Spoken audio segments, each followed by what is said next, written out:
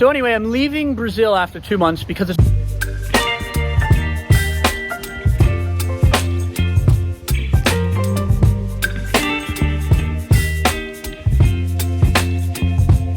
Well, I've ducked into this parking lot here in Brazil. Don't even have my hearing aids turned on. Look, I'm not that old. I'm only in my 40s, but I have a genetic hearing loss kicked in when I was about 28, 29 years old, so I have to wear hearing aids, which does make me really worried.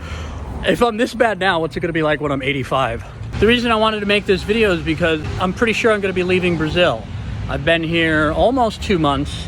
My plan was 3 months. I do 3-month chunks all over the world. I take advantage of that visa on arrival, and I go to countries that offer that. And what that means is you just arrive, like everyone who's gone to Europe has experienced, you can stay there for up to 90 days. You don't have to apply for anything. You don't have to take a special photo. You don't have to pay any extra money. You just show up and automatically get that 90-day visa. So that's why I do 90-day chunks around the world, traveling around, kind of nomadic, and also because traveling is difficult and it puts me way out of my comfort zone. My first trip abroad, I almost didn't go. I almost talked myself out of it, and I was like, no, you got to do this. You don't have a girlfriend, you don't have a wife, you don't have children. If you don't do this now, when are you going to do it? But I had to back and forth and talk myself into that, because traveling is stressful. Leaving all of your friends, leaving your comfort zone, even though it's amazing once you get where you're going, it's a stressful thing to do, and especially so when it's not a vacation, when you're planning on going to live somewhere for 3 months. Even more so when you don't speak the language and have to learn the language when you arrive. If you choose to, I guess you could just hang out with other international people that speak English and not learn the language, but that's not how I like to do it. I came here originally for 3 months, the island of Florianópolis in Brazil. It's probably the safest city of its size in Brazil. I feel very safe here. Bad things can happen anywhere, but it's nothing like what I've read and seen on YouTube about Rio or Sao Paulo or other places in Brazil. Brazil as a country overall is not that safe. It's a very violent society, so finding a safe spot like Florianópolis was great. It's got good weather. It does get hot and humid, but that doesn't bother me nearly as much as cold and snow. It's never going to be cold and snowy here. It's either tropical or subtropical. It's got surf. I'm a surfer. It's got beautiful beaches. It's got greenish water in the summer. It's got a lot of good things going for it. I do have to learn Portuguese. That is challenging. I've found a home in South America that I really like. I'm not going to mention it and blow it up because it's not super touristy, and I'd like to keep it that way. But I found a place that I like so much that I bought a condo there, something I could never do in America. And it's got a lot going for it, but it doesn't have a beach. I am nomadic, and I am still single, so currently I can move around and live wherever I want. Obviously, if you're dating someone, you can't do that if they have a job that ties them to a specific location, like most people. You can't take any job remotely. If you're in construction, your job is not remote. You have to build buildings in that local area. If you're in any kind of customer service or work with people or run a store, obviously you can't take those things remote. But you should be able to take any sort of computer work remote. And the only reason you can't is companies that don't want to allow that. I am fortunate to work for a great company that does allow that. So, since I've already found basically my home for 9 months of the year, what I'm looking for is someplace that I could be at the beach and surf for 3 months of the year. When I was in college, I went to college in a city, and during the summers, I went and lifeguarded at the Jersey Shore. After college, I moved to California, and I was at the beach all the time, and I thought long and hard about this. What makes me happy? This is a good exercise for anyone to do. Work through a list of things that make you happy and things that cause you pain and make you unhappy, and then you can help prioritize what you need in life to be happy. And if you have any freedom with where you want to live, you can decide where you want to go. That's going to tick off a lot of those things. The beach ticks off a lot of boxes for me. Surfing, riding a bike, playing volleyball, relaxing on the beach and doing nothing, just listening to music, laying on the sand, listening to the waves come in. All of that stuff I really enjoy and brings me happiness. But what I realized from my time going to college in a city and living at the beach, and also my time living at the beach full-time in Southern California, I don't need the beach year-round. If I can get my summer fix, 3 months of beach, that's enough for me. So I've got my home in South America that I like 9 months of the year. So I have a great first world problem. I'm looking for somewhere that I can get some beach for the other 3 months of the year. But I want balance there. I don't just want beach.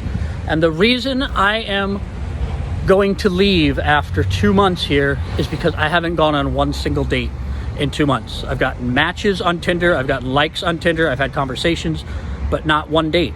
I want to be able to go on dates. I'm looking for balance in life. I want beach. I want a good work life. I want to be able to hustle and work on my YouTube channel. I want to have friendships.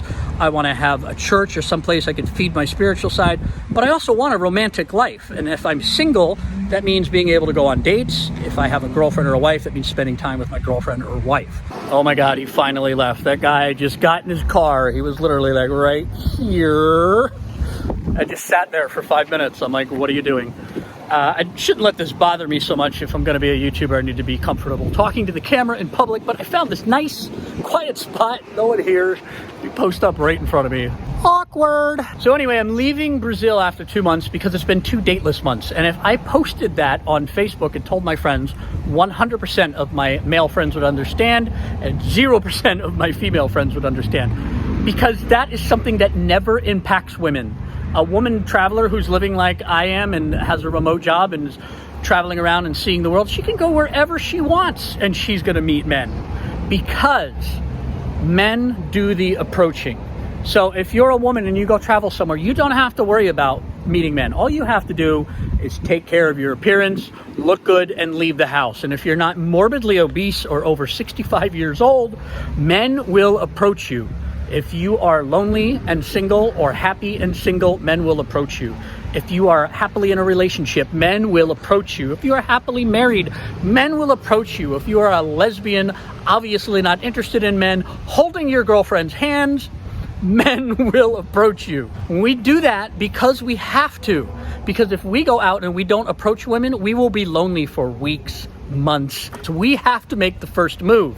In America, women want to be exactly the same as men. They want to be exactly equal. But listen, there are deep differences inside of us. We should be given equal rights and equal treatment, but men and women are not the same. And it will always be that men are going to make the approaches. Men are going to make the majority of the approaches.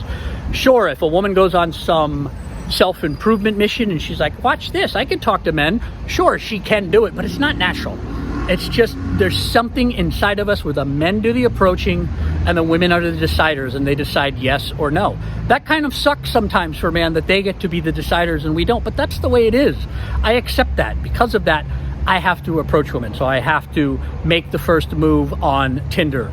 Even on Bumble, where women are supposed to make the first move, they never do. I've never had a woman hit me up on Bumble with some well thought out opener after she's read my profile and she really wants to get to know me. I get a wink emoji or a wave emoji or a hi or an hola. That's it. And then it's on me to make the first move after that. So I've been here in Florianópolis for 2 months. I've been doing approaching virtually on Tinder and Bumble, and I've been making approaches in real life and talking to women, and I'm getting nowhere. They're just not interested in me. So with that in mind, I'm gonna move on. This is a great problem to have. Look, in life, you're gonna have problems. A bad problem is, how am I gonna pay the rent this month? A bad problem is, do I pay rent or put food on the table? A bad problem is, I'm an American. I got injured 2 weeks after I lost my job and my health care, and now I have a bill for $65,000. How am I going to pay that bill? A good problem to have is, how are we going to fit all these women on the boat? A good problem to have is, why is there so much sand in my house? Because I'm living well and I'm going to the beach and tracking sand back into the house. So if you think in life you could escape problems, you're not going to be able to. That's a bad strategy. Better strategy is to try and get the good kind of problems. So I've got a great first world problem here. I found a lovely home for myself 9 months of the year, somewhere in South America, mysteriously, he said. I will post more videos about that in the future, particularly when I move into that new home. And my problem is I'm looking for a beach town where I can have it all, where I can have friends, where I can have a good cost of living, and where I can have a dating life. And I get everything here except the dating life. And I'm sorry, but trading my dating life for everything else is not a trade I'm willing to make. It's just not worth it. Look at this, I was here so long, it got dark. I'm not 100% sure where I'm gonna go next. I've only got 1 month left before I have plans. I'm probably gonna pick another beach town that I can explore for 1 month and see if that will be a good option for next summer, or I may just go back to Buenos Aires where I'm comfortable, where I know there's nomad and language exchange groups so I can have activities and friends every week, and where I know I can get on the dating apps and get a couple of dates and go out with people and have a dating life again. Unfortunately, I have already paid for the third month of Airbnb here in Florianópolis, Brazil, but it wasn't much money. And I think I'm just going to walk away from that. I mean, I am extremely frugal. I keep all of my monthly bills as low as possible. I am a great saver of money. I am not materialistic. I'm very good at living within my means, under my budget, which is a heck of a lot easier to do when you don't live in the United States of America. But one thing I will definitely spend money on is my happiness. And if it comes down to, well, I got to stay in Brazil one more month to get my money's worth, or I can take a $600 hit and be happy, I'm going to take the hit and be happy.